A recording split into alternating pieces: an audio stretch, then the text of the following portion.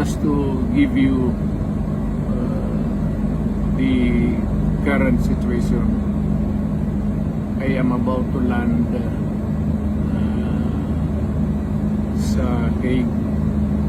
Galing ako Dubai, stopover for it's a long haul, it's a long flight. Okay ako, do not worry. And I think this is something to do with the law and order noon. At sinasabi ko naman sa mga pulis at military na trabaho kayo at ako ang managot. So ito na nga, for all of the whatever happened in the past, ako na yung nag-front sa ating law enforcement at military.